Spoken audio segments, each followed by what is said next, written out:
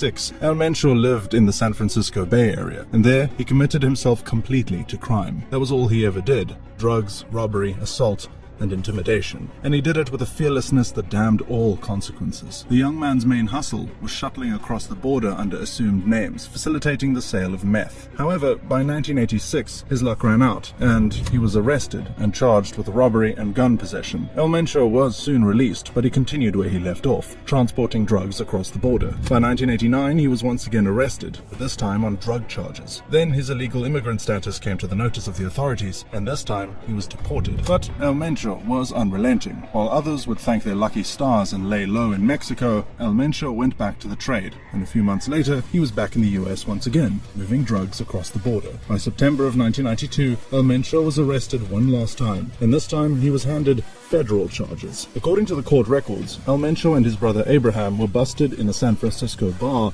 named Imperial while trying to seal a heroin deal. Abraham was in charge of securing the deal, while El Mincho, who was just 26 years old at the time, was on the lookout. However, he kept an eye on his brother and somehow suspected that the people they were selling the drugs to were undercover policemen. Later, he shared his suspicions with his brother and suggested that they never do business with him. When Abraham asked his brother how he knew, El Mincho said he noticed that they handed them well-stacked notes, and not wrinkled ones. It turned out El Mincho was correct, but unfortunately for them, the same police would arrest them 3 weeks after that incident. This arrest was a milestone in El Mincho's life because it led to his final deportation and his emergence in the scene of organized crime. Meanwhile, El Mincho found himself stuck between a rock and a hard place. El Mincho had a strong chance of beating the federal drug charges and winning the case, but at the same time, his brother Abraham had a record of felony drug sentences. So, if El Mincho pled not guilty, his brother had a high chance of getting thrown in the hole for life. So, in a rare display of loyalty and selflessness, El Mincho pled guilty to save his brother from a life sentence. He was sentenced to 5 years and was held in Big Spring Correctional Center in Texas.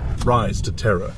After serving 3 years, El Mincho was released and deported in January of 1997. He was now 30 and a hardened felon. The years that followed saw El Mincho settling in a Jalisco town called Tomatlan, where he became an officer of the law with the state police. During this period, El Mincho engaged in intense training in security and counterintelligence. Now, it's unclear whether this was deliberate, because if it was genius, and it was about to serve him well in the next stage of his life. El Mincho quit the force and made his way to Guadalajara, and it was there where he met and joined the Milenio Cartel. The Milenio had once been their own organization, but by the turn of the century, they were essentially a subsidiary of Sinaloa. And that's because they were under the leadership of Nacho Coronel, who just happened to be the Sinaloa Cartel's co-founder and the uncle of El Chapo's wife. Coronel was a brilliant and ruthless narcotics businessman, known more popularly as the King of Crystal for his dominance of the meth trade. He also ran the Guadalajara trafficking zone for Sinaloa. At first, El Mincho was recruited as a protection detail for Nacho's colleague, the drug lord Armando Valencia Cornelio,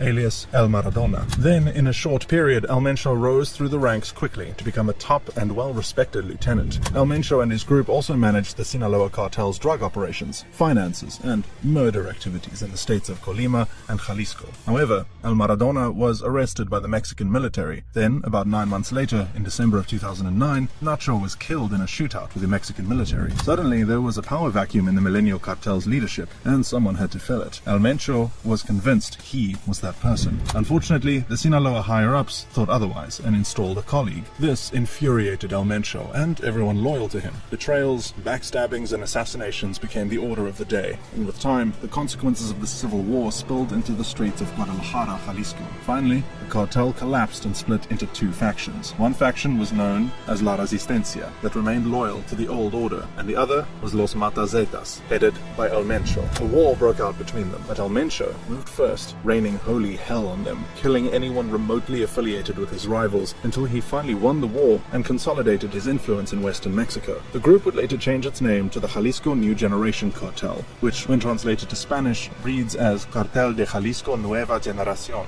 more popularly known as CJ&G. CJ&G versus Sinaloa. With El Mincho came a level of savagery that was unprecedented, even by narco standards. While El Chapo killed only when he felt it was necessary, El Mincho turned it into a sport. Not for his amusement, he did it for intimidation. There were mass killings, people kidnapped, tortured, and thrown in the middle of busy streets. At one point, CJ&G operatives assaulted and burnt a 10-year-old girl alive, whom they mistook for a rival's daughter. Then, not long after, the CJ&G assassins executed a man and his toddler son by detonating sticks of dynamite duct taped to their bodies, laughing as they filmed the ghastly scene with their phones. But all of this was intentional because it was El Mencho's language, and he needed it to clear the way for the drug lord's expansionist agenda for Tijuana. At the time, Tijuana was Sinaloa cartel's territory. It was a drug trafficking corridor that served easy access to many of the major U.S. western cities, including Los Angeles, San Francisco, Las Vegas, Phoenix, Chicago, and some others. At least $1 billion worth of drugs ran through the city, and El Mencho wanted it all to himself. In 2013, he began creeping into the territory, employing his signature violence to either intimidate or eliminate Sinaloa distributors. This escalated into a war, which was exactly what he wanted. And as he battled El Chapo for Tijuana, he also got into a peculiar war with the Mexican state, CJ&G versus the Mexican military. El Mencho's war with the Mexican military started with the US. His rapid rise to the top, his penchant for violence, and his ultra-violent cartel had inspired the US government to hit him where it hurt. El Mencho had used narcos money to set up several legitimate businesses around the world that were run by his family members. So, the US targeted the businesses, arrested his family members, including his son, and began freezing their accounts. By 2012, the Mexican army joined the party and decided to go for El Mencho's head. Big mistake. In a raid on a Guadalajara apartment building where they believed he was hiding, a shootout ensued and the CJ&G boss escaped. Inspired by the close victory, the Mexican federal police were also invited to the party, and a few months later, they too staged their own raid where they killed 6 CJ&G members and missed El Mencho by mere minutes. El Mencho was furious. Not long after, he officially declared war on both the military and the police, and from there, the tables turned. On the 19th of March 2015, the federal police were on a completely different mission in a Jalisco town called Ocotlan. This mission had nothing at all to do with the CJ&G, and yet the CJ&G ambushed them, killing 5 officers. 2 weeks later, in Guadalajara, the cartel stretched their ambition and carried out an assassination attempt on Jalisco's Commissioner of Public Security, Alejandro Solorio, spraying his armored truck with more than 200 bullets. Then, 1 week after Easter, CJ&G sicarios with machine guns and grenade launchers attacked a returning convoy of federal police who were returning from a mission. 15 officers were killed in what is still regarded as the deadliest day for Mexican law enforcement in about a decade. Meanwhile, CJ&G lost no men. A few weeks later, it was the Mexican army's turn. They launched an operation to take down El Mencho once and for all, but as they got down from their 2 EC-725 Super Cougar helicopters, El Mencho's men opened fire with assault rifles and Russian-made RPGs. One of the helicopter's rotors was hit, sending it crashing down in flames. 8 soldiers died that day, and the only survivor was burnt beyond recognition. CJ&G had practically declared war on a sovereign state. The last drug lord to do this was Pablo Escobar, but El Mencho wasn't done. His men quickly followed up with rapid violence that paralyzed the entirety of Jalisco. Buses and trucks were hijacked and burnt.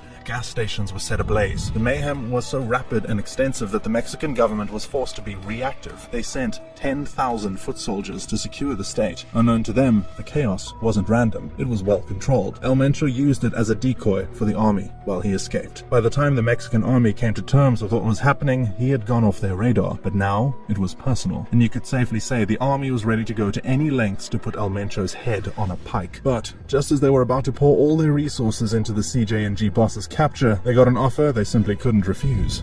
The truce. In 2015, after years of fighting, El Chapo and El Mencho decided to make a truce. They divided up Tijuana amongst themselves, shared up trafficking routes, and even corrupt contacts with the police force. But a few months later, around the same time when the Mexican military were about to rain hell on El Mencho, they got lucky and captured El Chapo. This distracted the military, and El Mencho chose a less confrontational definition of peace. Instead of initiating attacks on the military, he focused on breaking his truce with the now imprisoned El Chapo and returned to cannibalizing Sinaloa's territories. His cartel even got bolder, kidnapping and freeing El Chapo's sons for a $2 million bounty that he didn't know, just to make a statement. And the violence grew in Jalisco, but this time they focused on taking out only drug dealers and defectors. In the years since, El Mencho has experienced success after success. Today, the CJ&G is in a serious war for Sinaloa-held territory, including Baja California, Sonora, and even Chapo's home state of Sinaloa itself. The only thing standing between him and what he wants is the current Sinaloa boss, El Mayo,